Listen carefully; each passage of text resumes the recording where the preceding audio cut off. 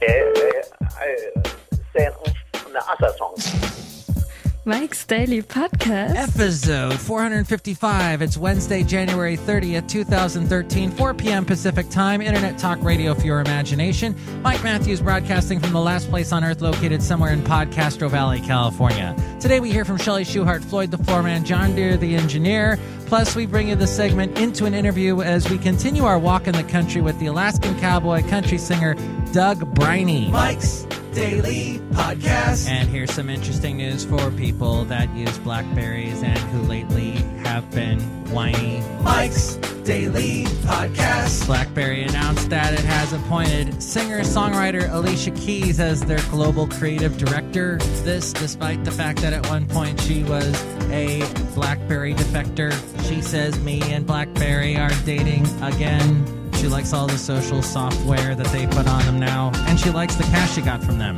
Meanwhile, do you remember Jim Neighbors from Gomer Pyle? Mike's Daily Podcast. He's 82 now and just got married to his boyfriend of 38 years. They've been together all this while. Mike's They got married in Daily Seattle, and he said, Podcast. I just wanted it legal. Yeah! He says he's been open about being gay with coworkers and friends, but hadn't acknowledged it to the media before. He said he's not ashamed of people knowing, he just didn't tell people because, quote, it was such a personal thing. Oh, look who just walked in. Hello, my good friends. Chely Shoehart, the gift shop supervisor. And in the gift shop, we have a lot of magazines. Magazines? Magazines. Okay. And so did you know about this Jim Neighbors celebrity news?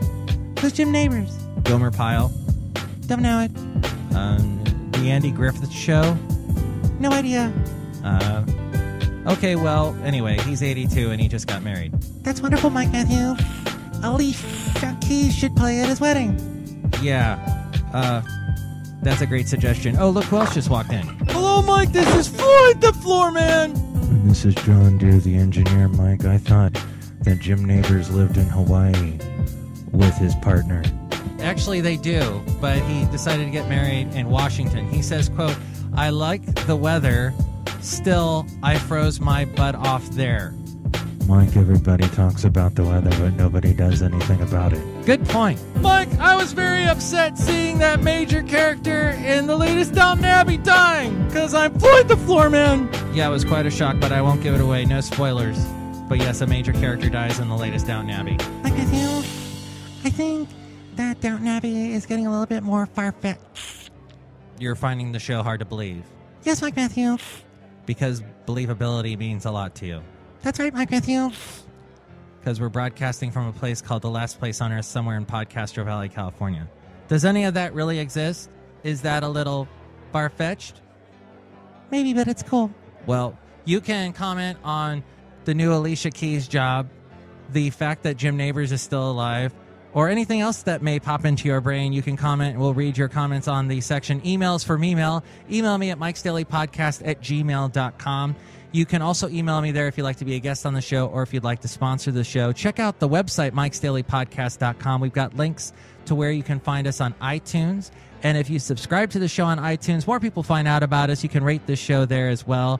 And you can find out where to find us on Facebook, Twitter, YouTube, where we have the Mike's Daily Podcast TV, and also where to find us on Yelp, all at mikesdailypodcast.com. Also a link to the internet radio station that plays our show 3 times daily at noon, 3 p.m., and 6 p.m. That's knjoradio.com. Also, you can read our blog and see what our podcast picture is for the day, all at mikesdailypodcast.com. Into an Interview.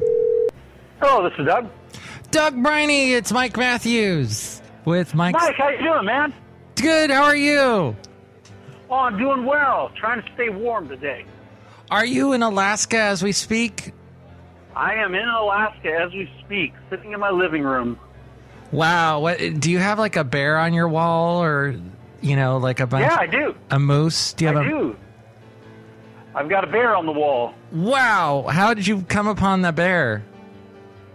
The end of a 300 Winchester Magnum rifle. And is that all it takes? It's just one of those, and you can, because they're pretty unstoppable, aren't they? Those guys, those bears. They can be. But a single-placed, well-placed bullet will do the job every time. And you actually did it? Yes, sir. Oh my gosh! What? That must be a story in and of itself. Well, it was a good hunt. Let's put it that way. Wow! Is that the only bear altercation you've had? And was that in Alaska? It was in Alaska, and no, I've run into several bears before, but that's the only one that I've taken. Wow! Do you know? I used to be a big fan of the TV show Northern Exposure. Yeah, years ago, yeah. And in fact, I own the entire DVD catalog. And, do you really? Very cool. And I love that. I know it was filmed in Washington, so it's not really true. But I just loved that the way, they lived out. And they took the guy from New York and put him in Alaska, and he was freaking out. It was pretty extreme. Yeah.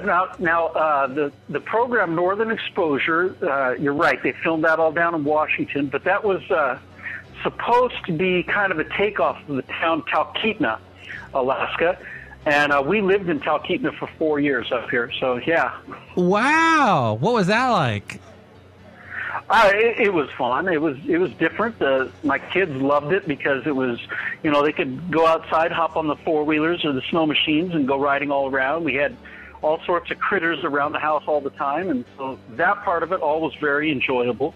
The remoteness of it, you're still on a road system, and you're only about 2 hours outside of Anchorage, but you're 2 hours outside of Anchorage. Wow. So it does make it made it a little bit.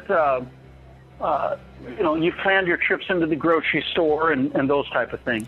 So stocking up, that is an art in and of itself. How you remember, if you don't have it, you have to go without till you can take the 2 hour drive. Yeah, you do without until you go into town and pick it up. It becomes your trips into Costco or Sam's, and if it's something small that you need, there was a little tiny store that was there. We could run up to that little store and get that. Of course, you pay about 3 times the price for whatever it is that you're buying, because they have to get it up there. Oh. But it was a good. We enjoyed living there. There was aspects of it that was very difficult, but there was a lot of things that were very good about it. You have to have a really big fridge. Yeah, we had a normal size refrigerator, but we had a good size freezer. Oh, okay. And you could just put a bunch of stuff. And then you probably, did you eat moose? Sure, moose, caribou, and a lot of salmon. Oh, I love salmon, Doug Briney. I love salmon. I would love it. I think that would be fun. Now, I know I want to talk about your music and everything, but I just first want to find out how you got from Long Beach, California to Alaska. How did that happen? Yeah, I was born in Long Beach, and I was raised up in Yorba Linda. My dad still lives in the same house that I grew up in. He's lived there for 47 years now. My sister still lives down there, and all my uncles live down there, and most of my cousins. But I graduated from college in 1988 and moved to a little town in Michigan called Bath, Michigan, like a bathtub. Mm-hmm. And my wife and I spent 4 years there. Our oldest was born there in Lansing. And at that time, my father-in-law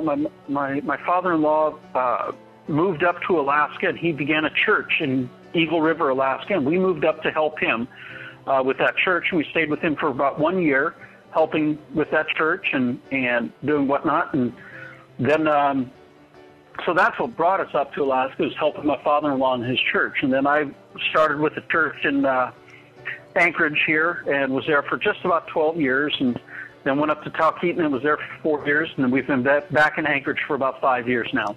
And you have a church called the Cowboy Church in Anchorage? Yes. Yep, sure do. We started that church 4 years ago, the Cowboy Church of Anchorage, and and doing real well. And just celebrated 4 years, January 15. Wow, it sounds like, now I read about it, you have like a country band playing all the worship songs?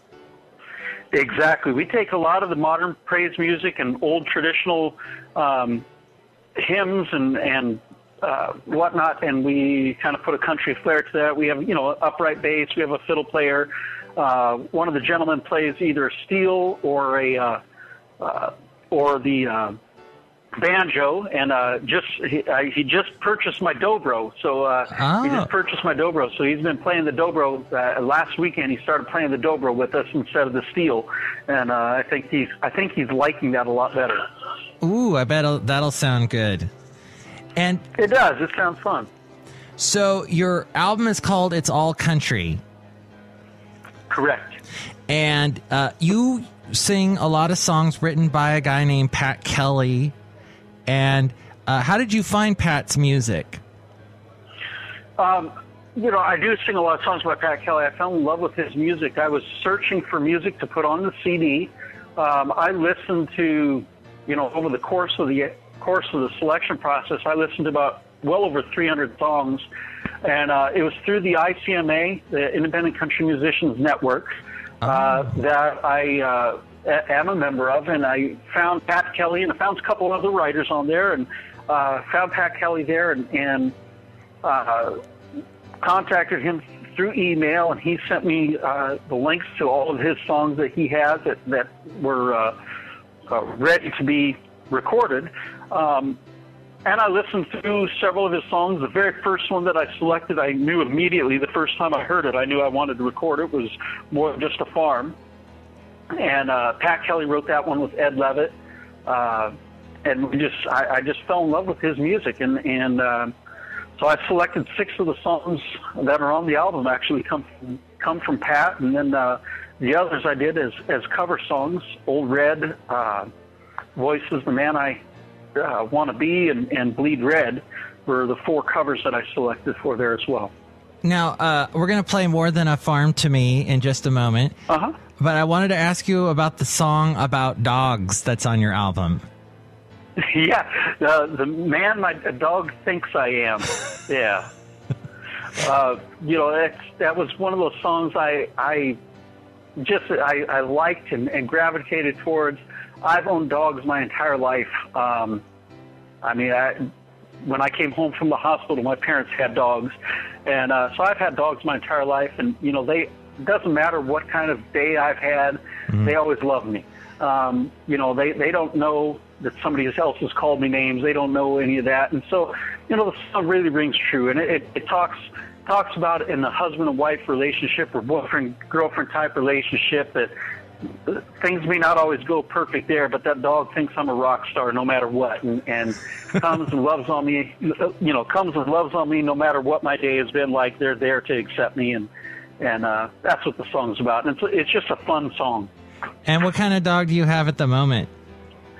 I have a South African Boerboel. It's a Boerboel, and it's basically a South African Mastiff. He's just a little guy. Yeah, he's just a little guy at about 165 pounds.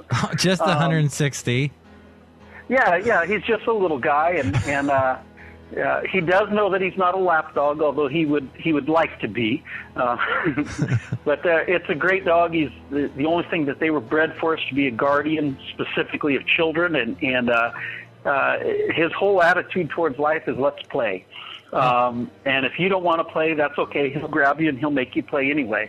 But he's just a good dog. I currently have and I've had him for 3 years now, a boxer, and he's got like a brindle coat. In fact, he's sitting right over here on the couch.